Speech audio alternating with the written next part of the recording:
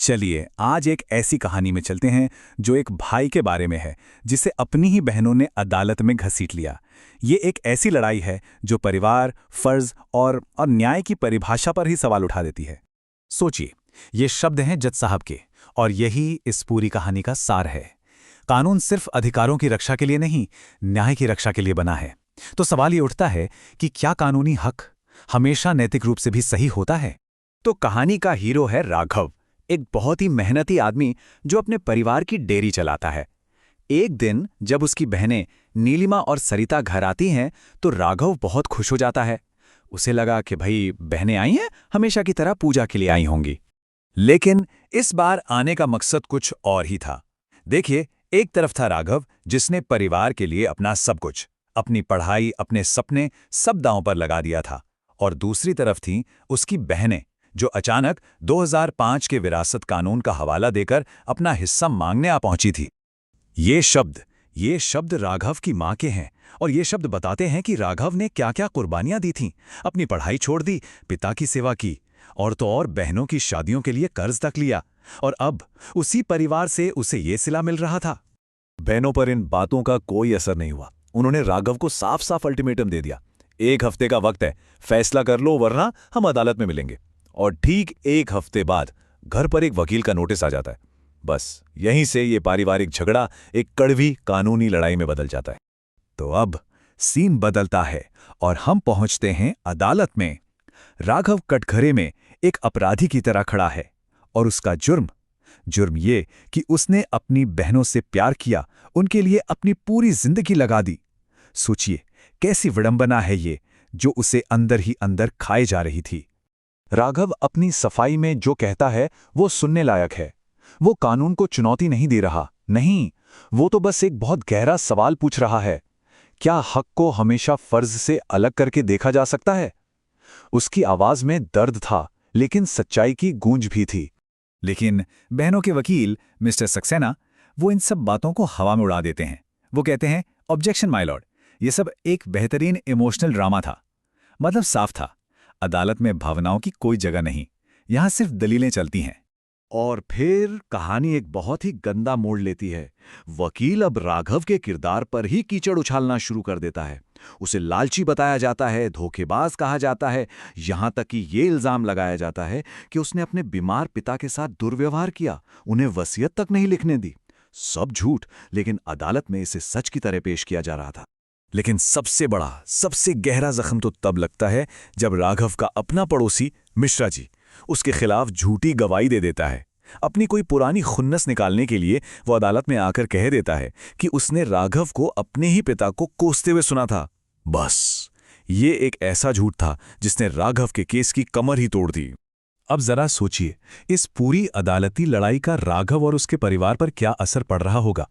वो सिर्फ पैसों से नहीं टूट रहा था, नहीं, वो तो अंदर से भावनात्मक रूप से पूरी तरह बिखर चुका था। रक्षाबंधन का दिन आता है, भाई बहन के प्यार का सबसे बड़ा त्योहार।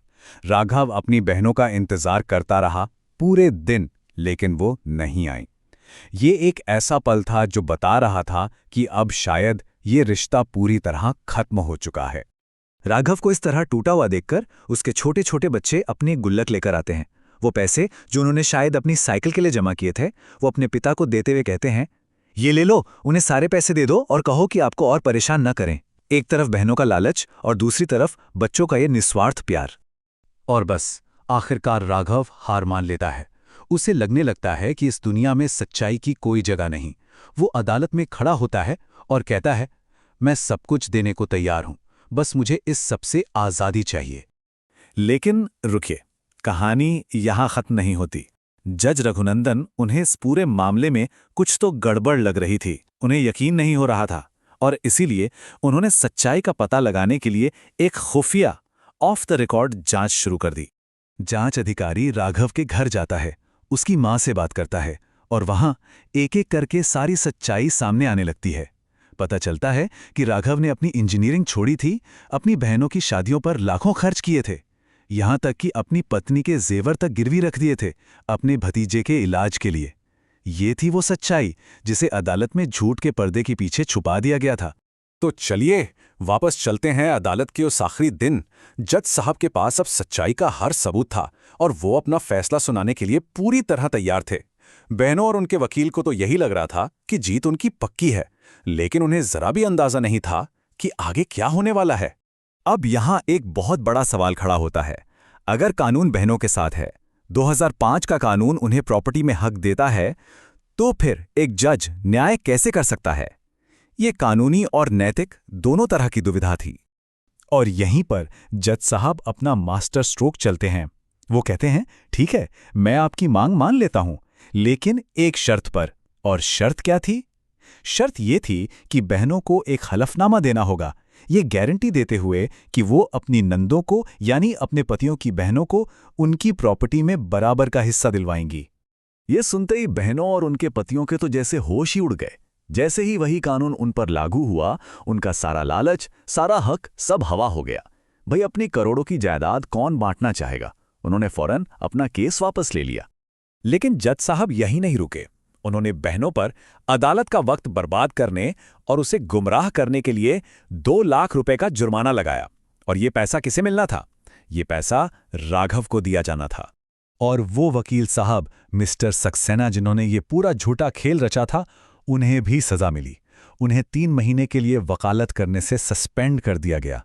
जज साहब ने ये पक्का किया कि इस कहानी में हर कोई अपने किए के लिए जवाबदेह हो। तो आखिर में ये कहानी हमें एक बड़े सवाल के साथ छोड़ जाती है। क्या जज का ये फैसला कानून की एक नई परिभाषा थी, या फिर ये सच्चे न्याय का एक बेहतरीन उदाहरण था? ये एक ऐसी कहानी है जो हमें हक, फर्ज और इंसाफ के असली मतलब के बारे में बहुत गहराई से सोचने पर मजबूर करती है।